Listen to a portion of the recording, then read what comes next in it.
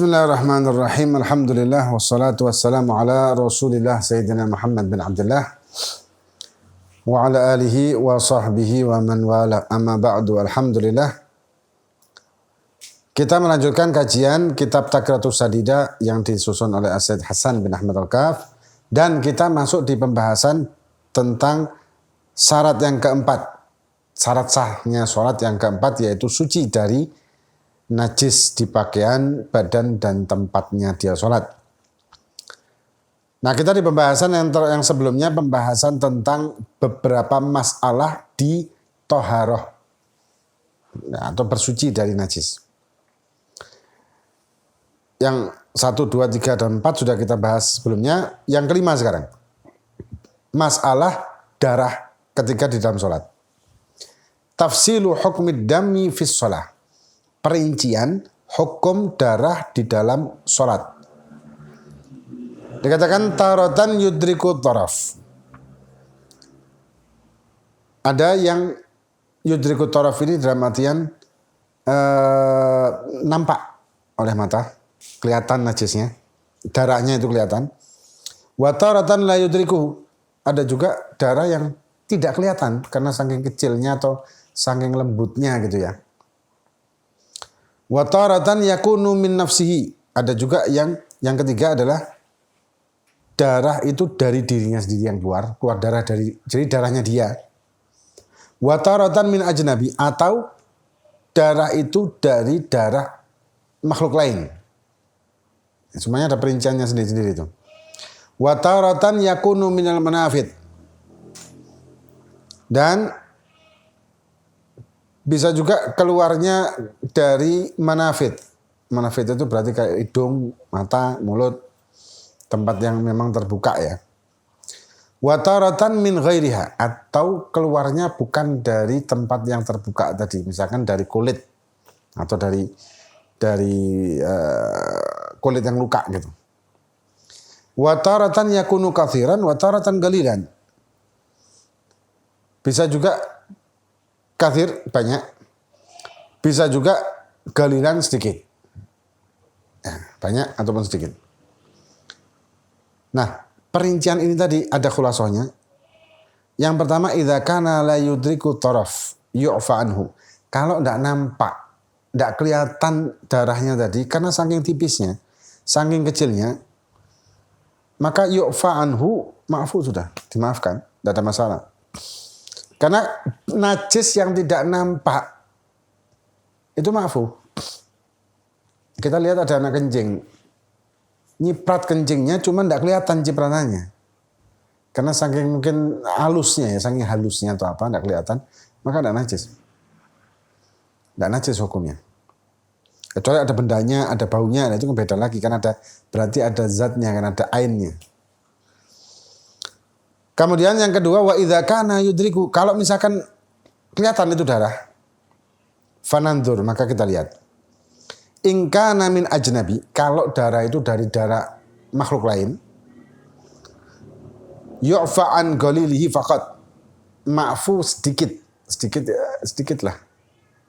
Misalkan kayak ada orang sebelah kita, dia punya luka, kemudian tidak sengaja menempel di tangan kita atau pakaian kita ketika kita sholat, sedikit tapi itu maafu, tapi sedikit. Kalau banyak jelas enggak. Kalau wa in kana min nafsihi fananzur, kalau misalkan darah itu dari diri kita sendiri, darah kita sendiri yang keluar, maka dilihat. In kana minal manafid ghairas sabilain, kalau keluarnya dari tempat yang terbuka kayak mulut, telinga, hidung, mata, ghairas sabilain, selain dari kemaluan depan atau belakang, fala yu'fa inda Imam Ramli wa yu'fa inda Ibn Hajar an qalilihi. Ada pendapat, dua pendapat. Kalau Imam Ramli mengatakan la yu'fa, ya, keluar mimisan kayak gitu tuh enggak yu'fa. Tapi kalau menurut pendapatnya Imam Ibn Hajar, yu'fa an qalilihi, maafu kalau sedikit, enggak masalah. Ya, itu perbedaan di antara Imam Ibn Hajar dengan Imam Ramli. Tapi kebanyakan di Indonesia pakainya mazhab, bukan mazhab, pakainya golnya Imam Ramli kalau di Indonesia. Kemudian yang kedua, wa in kana min ghairi manafid. Kalau bukan dari tempat yang yang memang terbuka seperti mulut, telinga, hidung tadi, dari misalkan kulit kita sobek atau luka atau apa, atau dari manafit yang dari kubul ataupun dubur. Gimana darah kalau keluar dari situ? Dikatakan ingkana qalilan walam yakhtalid bi ajnabiyyin fayu'fa anhu. Kalau sedikit, ya, kemudian lam yakhtalid bi ajnabi, tidak kecampur dengan benda lain atau najis yang lain, atau belah darah orang lain misalkan, fayu'fa anhu, maka ma'fu. Tapi kalau ingkana kathiran, kalau banyak, ya itu ingkana qalilan. Kalau banyak, fayu'fa anhu bi thalathatin syurut. Kalau banyak, ma'fu dengan 3 syarat. Yang pertama, alla yakuna bi fi'lihi. Yang pertama, bukan karena perbuatan dia sendiri. Misalkan dia memang sengaja untuk membuka lukanya dengan menggaruk, kemudian luka. Atau dia mungkin nyongkel hidungnya dengan ada kukunya, kan sensitif ini kan. Kena kuku di dalamnya sini terus tahu keluar darah. Ini dengan sengaja berarti kan. Kalau dengan sengaja, batal sholatnya. Yang kedua, alla yakhtalid bi ajnabi, tidak kecampur dengan ajnabi. Ya, dengan darah orang lain atau apa. Yang ketiga, wa alla yantagil, tidak netes. Tapi tetap berada di lokasi tersebut, misalkan di tangan atau apa. Dan merembesnya di kain ini juga tidak, katanya ulama di kitab yang lain, tidak melebihi 1 koin. Ya, tidak melebihi 1 koin. Dan kalau menetes, batal sholat kita. Seperti dikatakan di dalam Zubat, wal yu'fa an nazri damin wa kaihin min bathratin wa dummalin wa karhi. Ma'fu dari semburan darah ataupun nanah dari serangga ataupun tinggi. Ya, tinggi. Binatang yang isep darah itu. Hah? Bukan, ada kayak tinggi. Kalau bahasa kita kan tinggi kan. Nah, itu yu'fa kalau sedikit. Kalau sedikit maka hukumnya ma'fu. Kecuali kalau misalkan kita tepuk nyamuknya tadi kemudian keluar darah kan. Ini dengan sengaja berarti. Batal sholat kita, walaupun sedikit. Karena itu darah orang lain. Darah, enggak tahu darahnya siapa kan, ada di jamuk itu tadi kan. Di samping itu, bangkainya nyamuk ini kan masih cekat. Lengket di kulit kita. Nah, ketika lengket di kulit, batal sholatnya. Nah, ini sedikit banyak tentang permasalahan masalah hukum darah di dalam sholat. Yang insya Allah akan kita lanjutkan yang akan datang, masalah satrul aurah, dan ini agak panjang. Satrul aurah ini lumayan sih panjang ya. Panjang ini. Karena penting juga masalah satrul aurah ini, kenapa?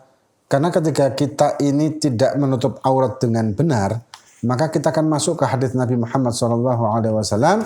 Ada orang yang dia itu saking ibadahnya, saking sergapnya, sampai beldukan, sampai kusut semuanya, pakaiannya dia kusut, rambutnya kusut. Tapi ketika dia minta sama Allah, doa sama Allah, mohon sama Allah, tidak dikabulkan oleh Allah. Kenapa? Wa malbasu haram, salah satunya. Kata dawuh Kanjeng Nabi ya. Nah, mana malbasu haram ini ditafsirkan oleh ulama, bukan cuman dia suka nyuri orang barangnya orang atau korupsi gitu, bukan cuman itu. Tapi makna malbasu haram ini juga adalah pakaian yang tidak menutup aurat dengan benar, baik diri kita sebagai kepala rumah tangga ya, atau aurat istri kita, ataupun aurat anak-anak kita. Karena kita bertanggung jawab atas apapun yang mereka lakukan dunia akhirat. Dan kemudian yang tadi didahulukan Kanjeng Nabi, fa'anna mustajab lahum. Fa'i mustajab lahum. Ya gimana mau mustajab? Sedangkan dia melakukan doa atau mendekatkan diri kepada Allah itu dengan banyak hal yang haram bagi agama yang masih melekat di dalam tubuhnya dia. Ya, semoga-moga kita diberi keselamatan, sehat, afiat, panjang umur, fi taatillah, sehat iman, sehat ketakwaan. Dan kita diberi oleh Allah Subhanahu wa taala anugerah kekuatan untuk semakin mendekat kepada Allah Subhanahu wa taala. Ala hadini kadu sallallahu alaihi wa sallam. Hatta Nabi al-Fatihah. Maulan